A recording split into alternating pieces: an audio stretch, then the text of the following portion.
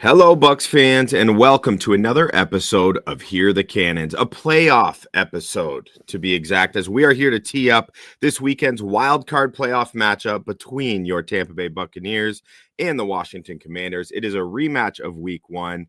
We have a special guest to talk about it, but before we do, I want to just remind everyone to please make sure you are subscribing to our YouTube channel, turning those notifications on. While you're at it, follow at BucsGameday on Twitter, and definitely make sure you're checking out BucsGameday.com on the regular, because of course we are Sports Illustrated's only website that is dedicated solely to covering the Tampa Bay Buccaneers.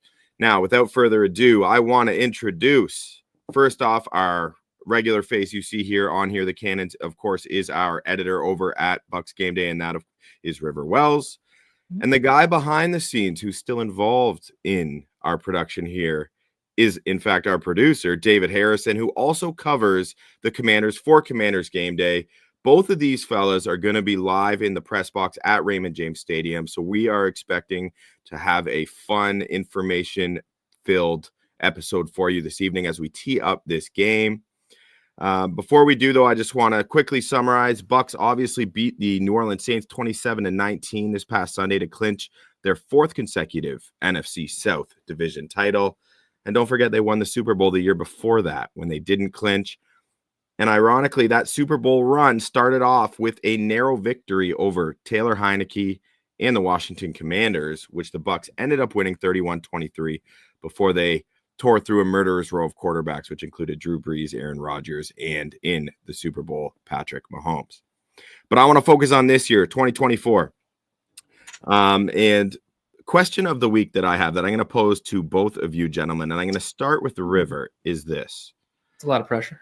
Yeah, it is. Based on their performance this season, who deserves to represent the NFC in the Pro Bowl more between Jayden Daniels and Baker Mayfield? There's been some discussion about that. Jayden Daniels got the nod. Amazing rookie season. There's no question about it. Bucs fans saw him early, and he only seemed to get better from there, which David, I'm sure, will tell us a lot about. But River, was he deserving? Like, who deserved it more, man? It's funny. I wrote an article about this, and honestly, I could see it go either way. Baker's volume stats are better for sure. Much more touchdowns, especially total touchdowns. Obviously, Jayden Daniels' rushing prowess is a lot better. I think he's over 800 yards or so in that category, so quite good. Baker thrown over 40 touchdowns, incredible.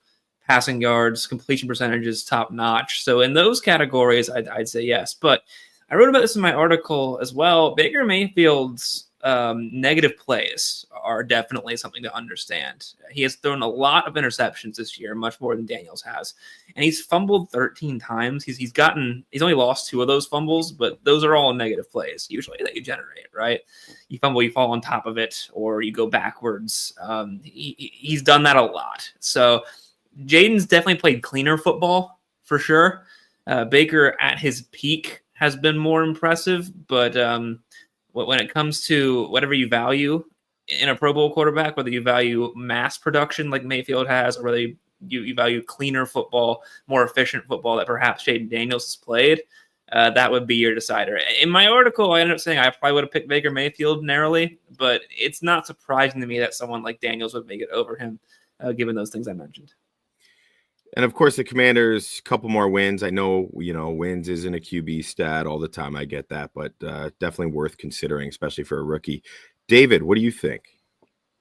Yeah, I think that Jayden Daniels is starting NFC quarterback because the NFL needs to get as many eyes on the Pro Bowl games as possible, and putting the more dynamic and exciting quarterback in there first is the best way to do that. Like, Baker Mayfield's just not going to draw the crowd that Jayden Daniels is going to. Part of that is size of fan base. Part of that is, again, the excitement of Jayden Daniels. Like, if you walk in any sports bar in America and you yell, "Look, Baker Mayfield's on the TV," and then you yell, "Look, Jayden Daniels is on that TV," more eyes are going to turn towards the Jayden Daniels TV. That is my bluntly honest, conspiracy-laced theory of why Jayden Daniels is the starting quarterback for the NFC. Fair. And while we're talking about Jayden Daniels, David, I would love, like, us Bucs observers and analysts, we haven't watched the Commanders all year like you have, so we feel really lucky to have you here on the show. Can you, what do we need to know about this Washington Commanders offense? Like what do the Bucs fans need to know going into this game? I assume things have changed quite a bit since week 1. Yeah, things have changed quite a bit since week 12 and from week 1 to week 9. And it's just been a very interesting development for the Washington Commanders offense. But I think ultimately it hinges on Jayden Daniels. You know what I mean? At the end of the day, that's pretty much what this offense has turned into, is it's going to go as far as Jayden is going to take it. Sometimes he does that with his arm. A lot of times he does that with his legs. You talk about like total offense and all that stuff. Jayden Daniels, obviously the quarterback of the Commanders, so he's leading the team in passing, no duh. But he's also the team's leading rusher. And, while you love to have a mobile quarterback, a lot of teams like the Baltimore Ravens will probably tell you that when, your quarterback is your, hands down best rusher, it's not necessarily a recipe for continued success. But they just need it to be a recipe for continued success this weekend right now. Then they'll worry about the divisional round and all that other stuff. But, the running game behind Brian Robinson Jr., Austin Eckler, all those guys is all but disappeared, quite honestly. They didn't really even try to use it all that much against the Dallas Cowboys. And even in the previous weeks against the Atlanta Falcons, the New Orleans Saints, teams like that, hasn't really been as productive as it was earlier in the season, post week 1, where Brian Robinson Jr. was really kind of setting the tone for the Commanders offense. And when he was doing well, the team was doing better. But as, there's like the pendulum or not the scales there, like as Brian Robinson's effectiveness as the lead back has kind of gone down, Jayden Daniels' ability to put on the cape, so to speak, and carry the team has gone up. But that's basically the gist of what has happened with Jayden Daniels. He's gotten a lot more savvy, a lot more intelligent, and a lot more decisive as far as when he uses his legs versus when he doesn't. You're not going to see the same drop back, hitch, run quarterback that you saw in week 1 in Raymond James Stadium. That was a little bit of a fight or flight version of Jayden Daniels. He's a lot more confident on his feet now. And River, it was a banner year for the Buccaneers offense under Liam Cohen. So many different stats to prove it. How are you feeling about the Bucs offense at this point of the season? Because a lot of people have said maybe that wasn't Liam Cohen's best effort this past weekend versus the Saints. The Bucs struggled mightily on both sides of the ball in the first half. Baker Mayfield kind of went hero mode in a good way, without, any costly. He plays and willed his team to a victory. How are you feeling about the Bucs offense right now heading into this game? Well, in theory, I feel quite good. They are one of the most productive offenses in the NFL. Like you mentioned before, if you look at their actual stats, through points a game, they're the number 4 offense in the league, number 3 in yards per game. What I don't feel good about is how inconsistent this whole team is. And we'll get into it later, but they can go to Los Angeles and beat the Chargers handily on the road and then come back and struggle with the New Orleans Saints. So this team is marred by ridiculous inconsistencies. They don't start hot like they sometimes don't. I think they've only won one game where they haven't scored first. Then they're flat. And this team sometimes just loves to get in its own way. So the Bucs offense that we've seen, I'd argue most of the time throughout the year, shows up on Sunday against the Commanders, and they're going to score a lot of points against this Commanders defense. But there's the possibility that they just come out and they drop passes like they did in the Cowboys game, and they go over 10 penalties like they did in this recent Saints game, and they're just not executing. So to be honest, Colin, I don't know. We're going to see what Bucs team shows up on Sunday. And the idea of this Bucs offense is fantastic. We've seen it be fantastic. There's no reason to say it necessarily won't be against the Commanders, but if they just hit a pothole like they just sometimes inexplicitly do this season, then they're going to be slow like they were against the Saints. So we'll see. And David, in terms of that Commanders defense, Dan Quinn's defense over there, what are their strengths and what are their weaknesses? The strengths are that they're going to play aggressive for 60 minutes. The weakness is that aggression doesn't always put them in the right position, and sometimes it actually runs them out of position. When you look at their run defense specifically, guys, Bucky Irving terrifies the crap out of me. Like from the idea of wanting to cover a Commanders divisional round playoff game, Bucky Irving is terrifying because he got a good amount of work, and he got like 11 total touches in week 1 against the Commanders, right? But even the Buccaneers didn't know exactly what they had in Bucky Irving at that time, and certainly, obviously, his role has only grown throughout the course of the season. But when the Washington Commanders give up rushing yards in bunches, it's typically because their run fit's just not being hit. There are gaps where they're not supposed to be gaps. There's a defender supposed to be there, and he's not there a lot of times because he over pursued the play. And so you have that aggression, which is kind of the Commanders' MO. Like that's what they want is aggressive play. But you have to be intelligent in that aggression as well. And when you do that, as you guys know, against a running back like Bucky Irving, that could be a big problem. So that's something that I'm definitely a little bit worried about. The secondary has actually gotten a little bit better, so to speak, since the last time you guys saw this defense live and in person, and they're doing really well in preventing explosive passes to opposing offenses. They're giving up some good passing yards here and there, but they're not giving up a lot of major explosives, which is really key. And of course, with Marshawn Lattimore expected to be available this weekend, I'll tell you guys, man, Marshawn has only played 2 games so far for the Buccaneers, but just in those 2 games alone, this defense looks and feels a lot different when Marshawn Lattimore is on the field versus when he's not. And you guys already know that Marshawn versus Mike Evans rivalry coming back to life is going to be huge. Fun fact, the officiating crew that we're getting Sunday night has thrown the most taunting flags of any officiating crew all season long. So Mike Evans, Marshawn Lattimore, probably going to be getting some flags this weekend, which I don't know, man. Like at the same time, they're like, let them play. You know what I mean? Like this is part of the job. Let them do their thing. Taunting one of the lamest penalties in the NFL. 100%. Yeah, they might. These officials on Sunday night may very well ruin all of our fun. But yeah, man, I mean, it's, we'll see, because the talent is certainly there, right? The ability is there with guys like Bobby Wagner and Frankie Louvu at the second level. Jeremy Chin has done a really good job. Their perimeter run defense has gotten a lot better. Their interior run defense still not great. So we'll see how the Buccaneers and Liam Cohen decide to attack that fact. Yeah, really interesting to see how their defense will change with him in the fold. That's for sure. And if he's healthy, then I mean, Marshawn Lattimore is Marshawn Lattimore, and he brings a different level of vigor, ferocity, whatever adjective you want to use when he's matched up against Mike Evans. We all know that. River, Buccaneers defense, tale of 2 halves with this team, man. Like. Unbelievable, and the Saints game was a perfect representation of that. They were just brutal in the first half. Second half, they locked down and played much better. Todd Bowles, they were able to execute the adjustments from halftime. How are you feeling about that group on this side of the ball? Like, can we start this game in the second half? Like, how's that work? Same thing I just talked about, and that's just this team, right? They'll look really wonky in one half, and they'll come back and they'll play better football in the second half. Recently, over the past few games, that's been their MO. They've given up some points in the first half, and they've locked down tight in the second half. When it comes to playoff football in the wild card round and further, you can't do that. You can't be a second half team.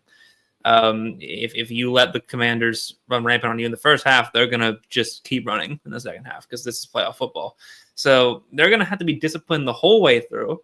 They're going to have to know their assignments the whole way through, and they're going to have to not let any serious breakdowns occur the whole way through, which this team has a hard time doing that. So if Todd Bowles' guys can do that, and we'll have Antoine Winfield Jr. back most likely. We'll likely have Jamel Dean back. He was limited in practice today. Those type of guys will help with that a little bit. But they're going to have to play some of their best football, because otherwise this Washington Commanders offense can score on you in a lot of different ways. Jayden Daniels ran for 88 yards in week 1, and he's only gotten better as a quarterback. Their pass rush is very non-existent. They don't get a lot of pressure up the edge, which means they can't set the edge well, which means Jayden Daniels is going to run for a lot of yards. Middle linebackers, not very quick with guys like J.J. Russell and K.J. Britt. That means that Jayden Daniels can run for a lot of yards, or he could abuse them up the middle that way too through the passing game. So I think we're grounds for a shootout here in Tampa Bay on Sunday. This defense just needs to play discipline. They need to get pressure where they haven't really been able to get it all year, and we'll see what they can do.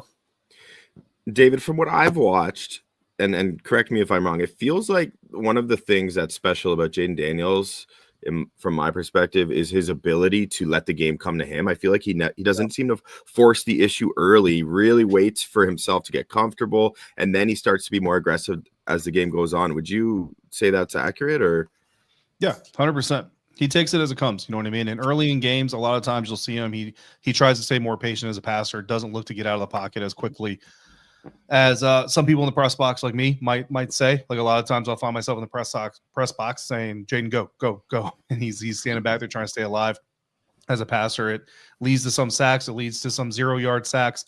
But, playoff atmosphere, he may not be as patient early on because he may look to come in and understand they got to manufacture offense. But, yeah, I think that's a fair assessment.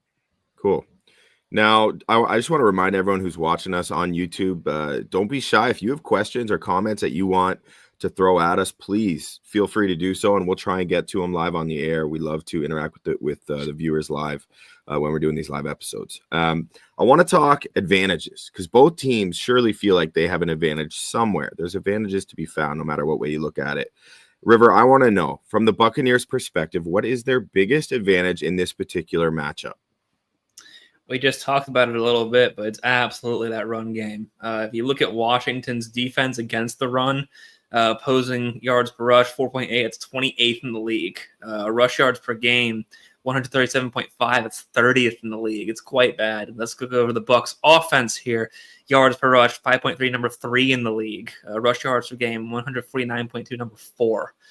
Bucky Irving is also huge in that respect. We've talked about that.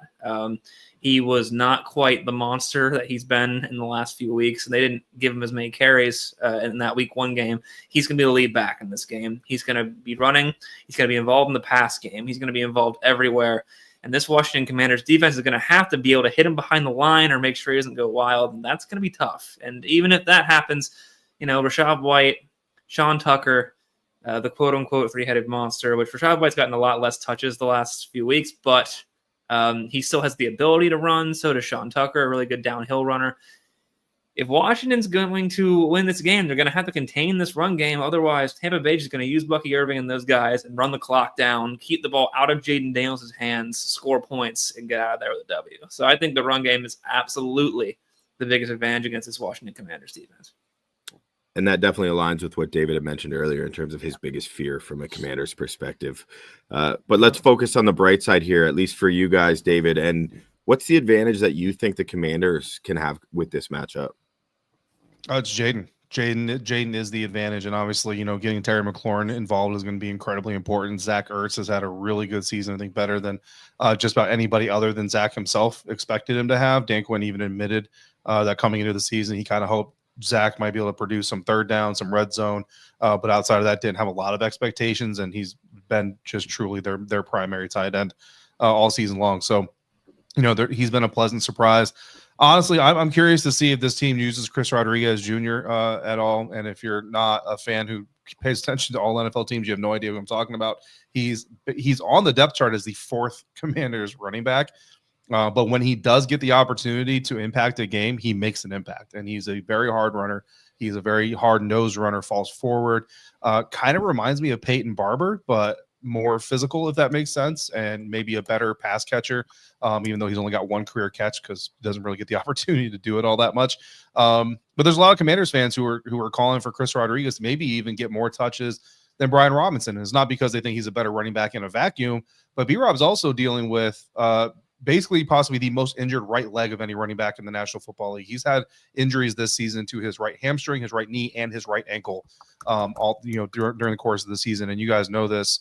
Those injuries don't just go away. Like, he may be off the injury report or full participants and all that stuff, but it doesn't mean that stuff just magically goes away. So I think there's a little bit of that going on as well. But if they do try to impact the middle of that Bucs line, which is going to be very difficult to do, Chris Rodriguez is the kind of guy that can kind of deliver some body blows and maybe soften those things just a little bit. But I think Jayden is the ultimate, determining factor. The Bucs rank 15th in the league in yards per scramble allowed against opposing quarterbacks. But at the same time, I don't know how many Jayden Daniels type quarterbacks have really faced this year, and that ability that he has might be able to trump that average.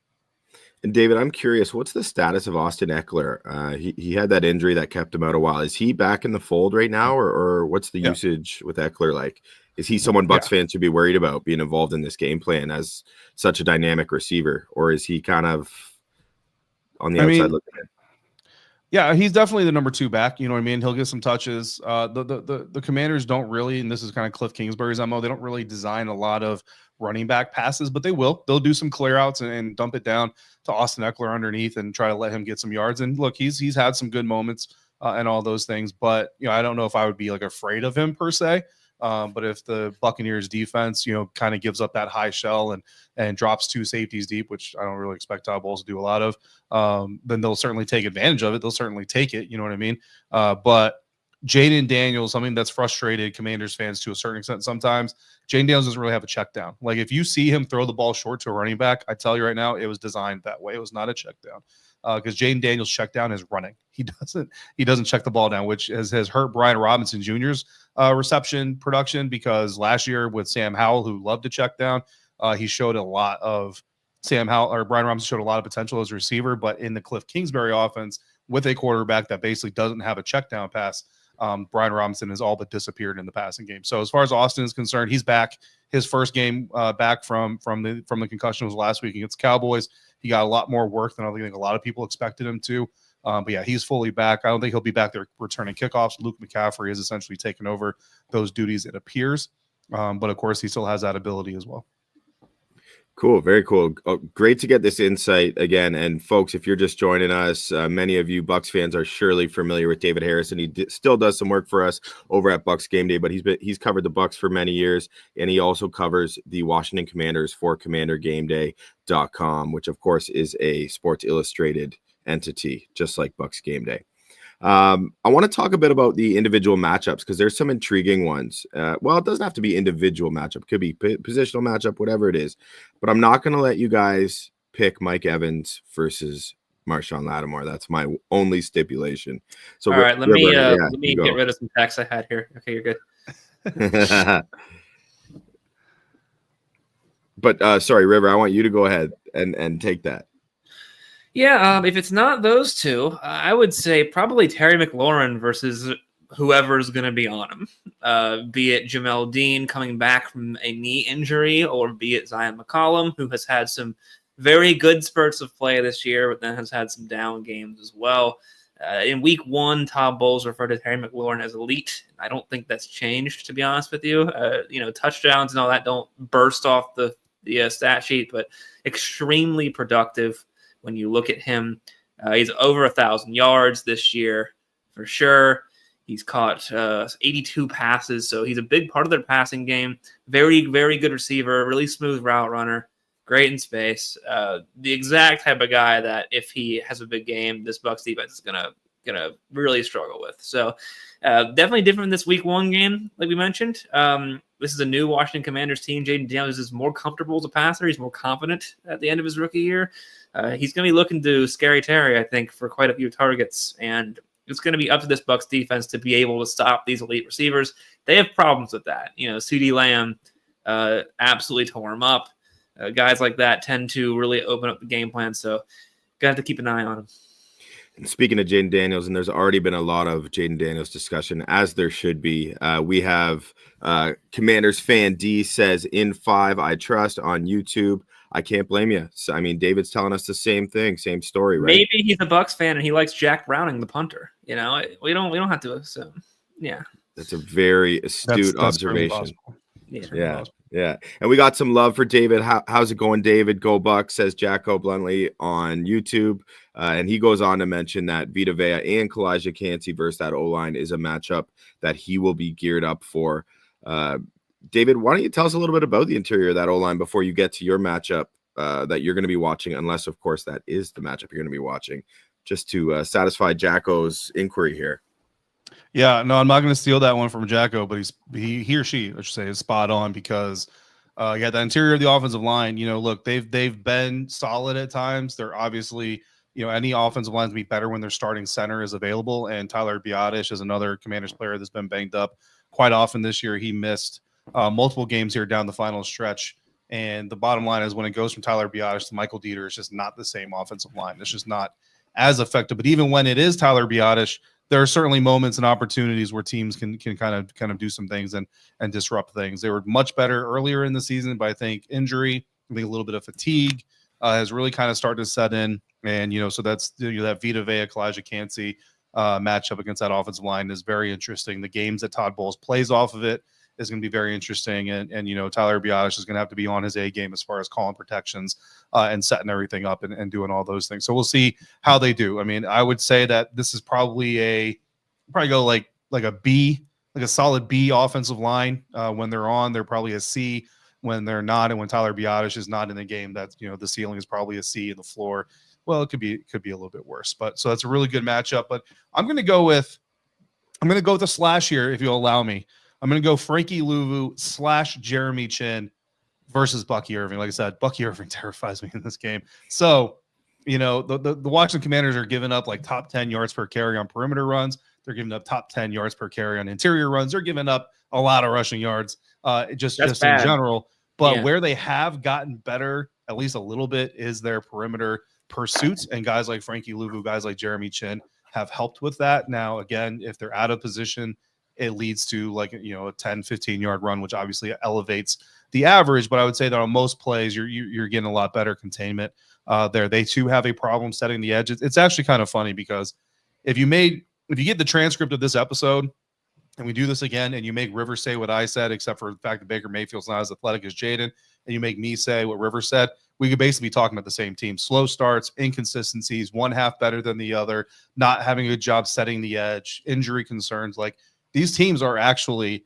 it's kind of ironic actually that for sure.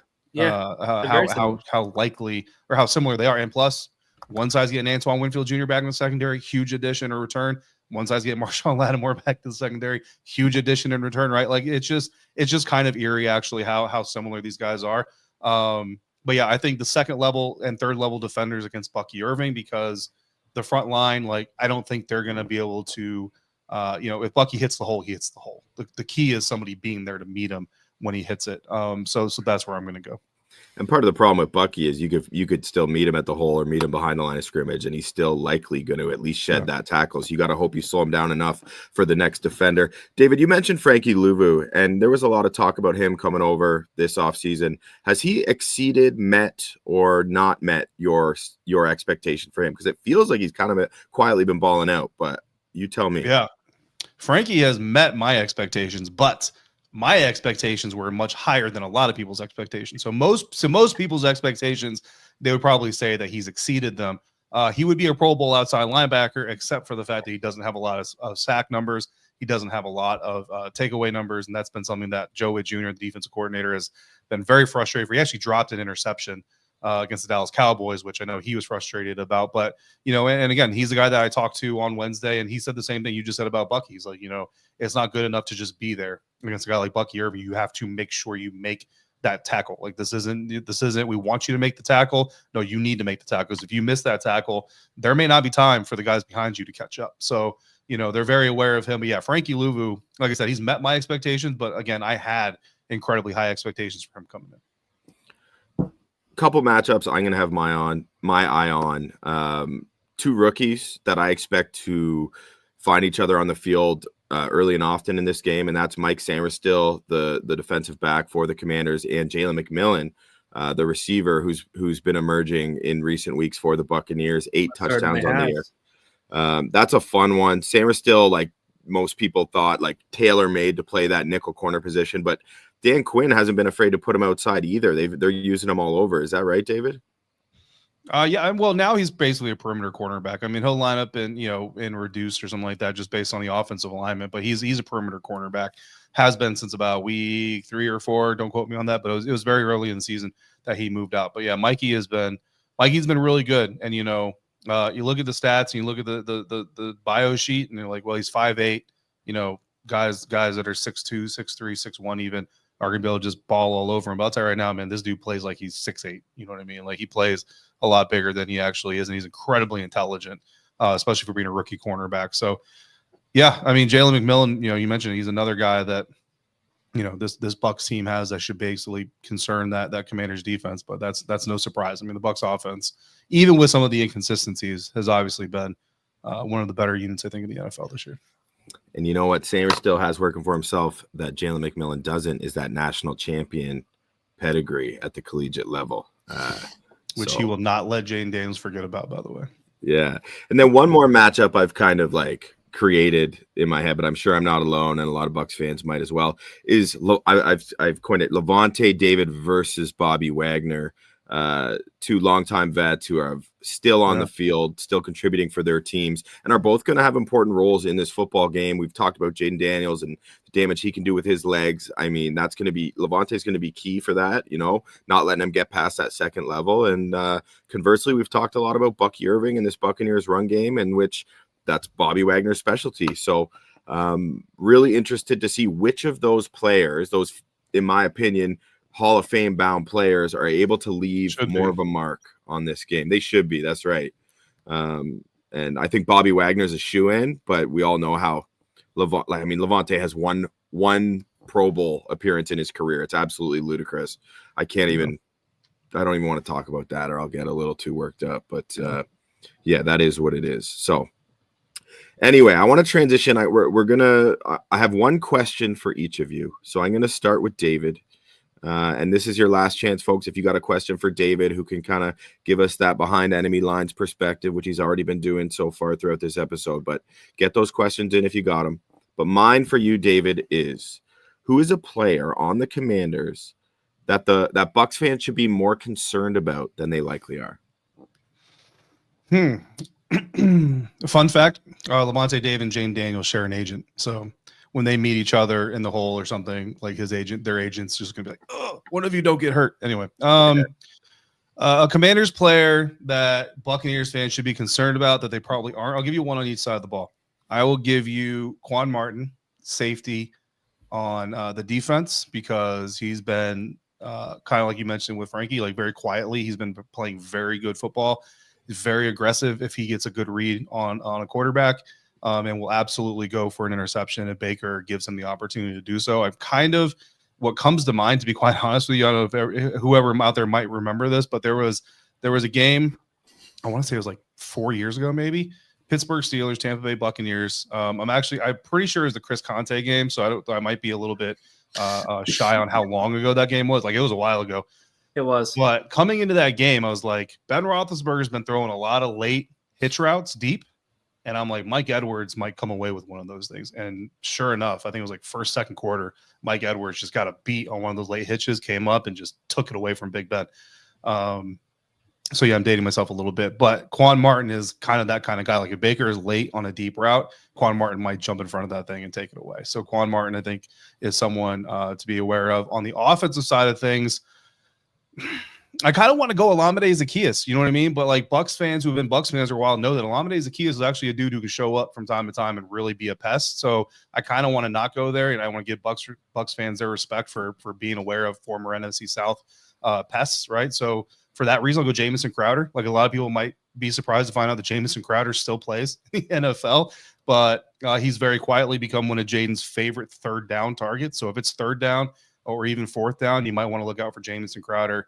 He was out for a little while with a calf injury, was on IR for a little bit. When he came back, his first 7 targets from Jayden Daniels all came on either third downs or a game-winning touchdown play. So he is definitely a veteran that Jayden Daniels will look to in clutch situations. So yeah, so I'll give you kind of a 2 for there. Olamide Zaccheaus for the younger Bucs fans who maybe don't remember his Falcons days, and Jamison Crowder for the older Bucs fans who are surprised to find out that Jamison Crowder still plays in the NFL.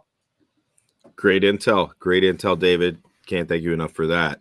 River, I recognize it will be a team effort, but I want to know what will be the key for the Bucs when it comes to trying to contain Jayden Daniels as a runner specifically. You're not going to stop him, but what's the key for this team to maybe it is a player, maybe it's a couple players, maybe it's schematic. What do you think's the key, man? Can they do that? And if so, how? It's going to be hard, and I think the key is the edge. We talked about the linebackers a little bit, and that's going to be a struggle because they're not super quick. So if he gets to that second level, you can put spies on him, but that's going to be tough. But it all comes down to the edge in multiple facets. Because you want to get pressure on Jayden Daniels. You want to make sure that you're getting there. Yaya Diaby was the NFC Defensive Player of the Week this week. Did really well there. Had 4 tackles for loss against the Saints. Another game like that would be very helpful. But, you guys like Joe Tryon-Shoyinka and Anthony Nelson and Chris Braswell and all those rotational players to be able to get some pressure there. Because if there's a limp pass rush, and it's been limp this whole year, if you continue to have a limp pass rush and you fail to contain when you're doing that, Daniels is going to run all over the field. I mean, it's going to be bad. So that's the first line of defense. You can worry about the linebackers once Daniels breaks that sort of contain. But if you contain him well enough and you get good pressure, not with fancy blitzes, not with anything crazy, just raw, straight up pressure from the defensive ends, outside linebacker. Shaq Barrett coming in there. He was on a limited snap count against the Saints, but he had a nice, stop for loss as well. Those guys are going to need to show up, and they're going to need to contain, and maybe a veteran presence like Shaq Barrett can help them with that coming into this team very late. But That's going to be the key. That's the first line of defense. And if that first line of defense is crumbling a lot, like it has sometimes, then it's going to be a rough day for that defense. And Jayden Daniels is going to run wild. Yeah, and River, before we get to our score predictions, I just thought it would be nice if you have any updates related to even if it's a hunch based on what we saw from the injury report today. I feel like we haven't really hit on that. Specifically, Jamel Dean, Cade Otton. You mentioned Antoine Winfield Jr., I think is likely trending to play. It looks like I believe he was listed as full participant on today's whatever you take it for injury report. But Cade Otton and Jamel Dean, do you have any intel from being around one Buccaneer place, including today, on how those guys are trending? I do. We talked to Todd Bowles today, actually. He mentioned specifically with Cade Otton that he's trending in the right direction, which that's pretty good. That would imply that he is set to play on Sunday. Whenever Cade does play, he plays a lot of snaps, over 90% of offensive snaps. It's how the tight ends in these systems kind of go. I don't know if he will do that again on Sunday, just due to the fact he's coming off an injury and that Payne Durham caught a touchdown against the Saints. He's played decently well, but that's good. Jamel Dean being limited, I think, is good because last week he wasn't participating at all. And to know that he's out there in at least limited capacity, that he has a chance to go, is pretty good news because you do not want Josh Hayes in there, unfortunately. Again, that would not do well with the Washington Commanders offense. So I'd say trending up on both those players. It's looking like right now Logan Hall, non-participant with a groin injury, and that's definitely something to watch too because they did just pick up a practice squad defensive tackle, and then Techie Smith, the personal matter, didn't practice today, but I would assume we don't know anything about that, obviously, but I would assume he wouldn't miss a playoff game. So it's looking like right now, Logan Hall's the one to watch, and obviously Dean and Otton, but they're trending the right way.